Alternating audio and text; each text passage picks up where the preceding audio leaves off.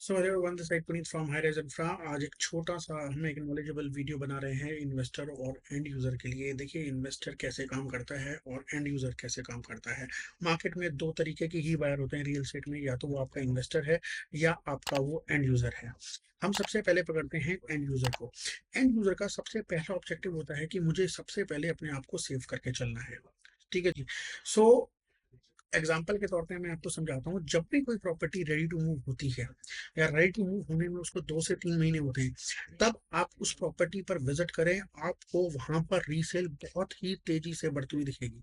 Because the reason is, आपका वहां पर एंड यूजर वाला तबका अब एंटर हो रहा है। एग्जाम्पल के तौर पे मैं आपको समझाऊंगा स्मार्ट वर्ल्ड जेम्स और M3M सॉलिट्यूड। देखिए, एंड यूजर की जो रिस्क कैपेसिटी है वो बिल्कुल आपको मिनिमल करना चाहता है कि वो रिस्क नहीं लेगा। उसकी जमा पूंजी उसी के अंदर जुड़ी हुई है और लाइफ टाइम उसने 20 साल 25 साल का उसने लोन लेना है। तो वो बिल्कुल अपने कदम पैर फूक फूक कर उठेगा। ठीक है जी, जो होना भी चाहिए।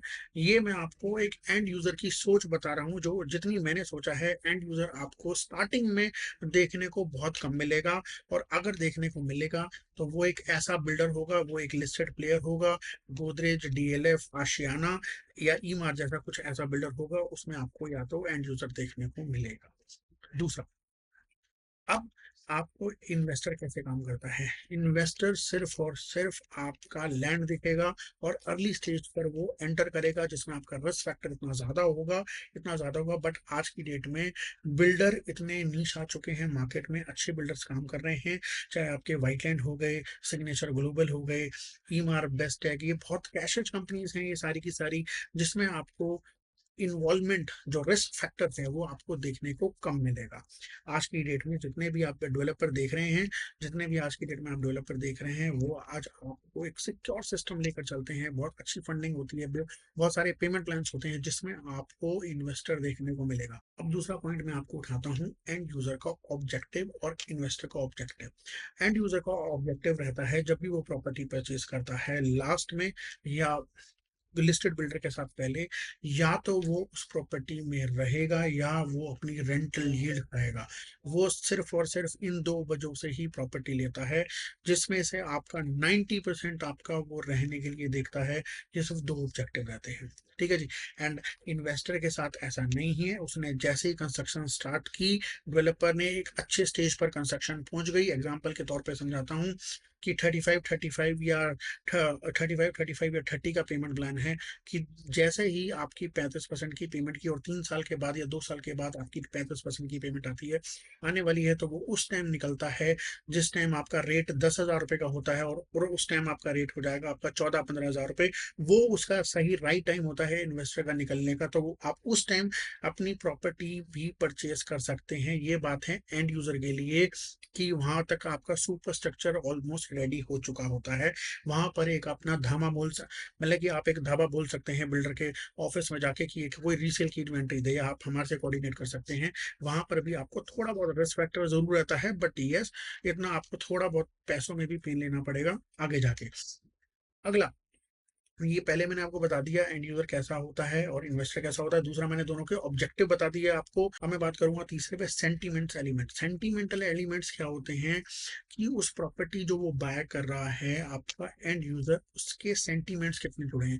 100% उसके सेंटीमेंट जुड़े होते हैं, जिसको उसमें रहना होता है। अगर कभी भी आप अलॉटमेंट प्रोसेस आपने देखा होगा किसी भी एंड यूजर का, वो पूरी की पूरी फैमिली को लेकर आते हैं, जिसमें बहुत ही अच्छी बात है, वो अलॉटमेंट पर बैठते हैं और कम से कम 1 से 1.25 घंटा या आधा घंटा वो अलॉटमेंट में लेते हैं। बट इन्वेस्टर के साथ ऐसा नहीं है। उसके इन्वेस्टमेंट के साथ कोई भी सेंटीमेंट्स नहीं है। वो उसको आप कोई भी यूनिट दे दो, उसको पता है मार्केट में हर तरीके का बायर है, इस प्रॉपर्टी पे इतना अप्रिशिएशन मुझे मिलेगा। उसको थोड़े बहुत विजन दिखाने की जरूरत पड़ती है, ज्यादा नहीं।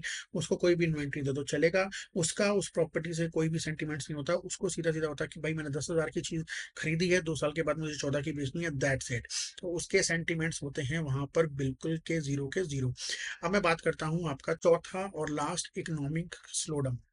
देखिए, ये बहुत बड़ा फैक्टर है इकोनॉमिक स्लो डाउन का। इसमें एंड यूजर को बिल्कुल भी फर्क नहीं पड़ता। यस, इकोनॉमी आपकी बिल्कुल स्लो हो जाए या बिल्कुल बूस्ट चली जाए, उसको प्रॉपर्टी पर कोई भी फ़र्क नहीं पड़ेगा, क्योंकि उसने उसमें रहना है, उसमें सुबह ऑफ़िस जाना है, शाम को घर आना है, उसमें कोई फ़र्क नहीं पड़ेगा। या रेंटल आपका वो जहाँ पर उसका 20,000 आ जाएगा, वहाँ पर आपका ज़्यादा से ज़्यादा 17,000 16,000 रेंटल आ जाएगा।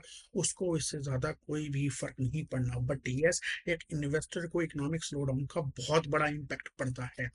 और आने वाले टाइम में भी पड़ सकता है, ये मैं आपको बता रहा हूँ कि उसमें इन्वेस्टर का रिस्क फैक्टर बहुत ज़्यादा होता है। इकोनॉमिक स्लो हो गई या बिल्डर की कोई भी डिफॉल्टेशन निकल गई तो बहुत ज़्यादा रिस्क फैक्टर आपको देखने को मिलेगा। कई बार अच्छी-अच्छी प्रॉपर्टीज़, अच्छे-अच्छे बिल्डर में भी एग्ज़िट नहीं हो पाती। ठीक है जी? तो कई बार इन्वेस्टर भी फँस जाता है। तो येस, उसका वो माइंड मेकिंग लेकर चलता है, वो जैसे भी उसने करना है वो सेम करता है। उसको पता होता है कि यहाँ पर ये चीज़ें अगर मेरी ग्रोथ पाथ में आ सकती हैं। तो इसके अलावा मैंने आपको 4 चीज़ें बता चुका हूँ।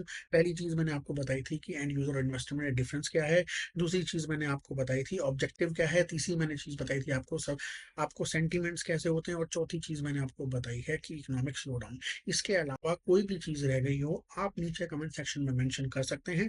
अदरवाइज़ मैंने इसमें मुझे नहीं लगता कोई मैंने आपको चीज़ें छोड़ दी हैं इन दोनों में।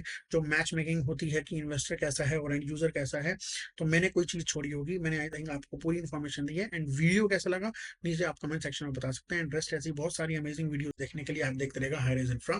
Thank you so much and have a nice day. Bye bye.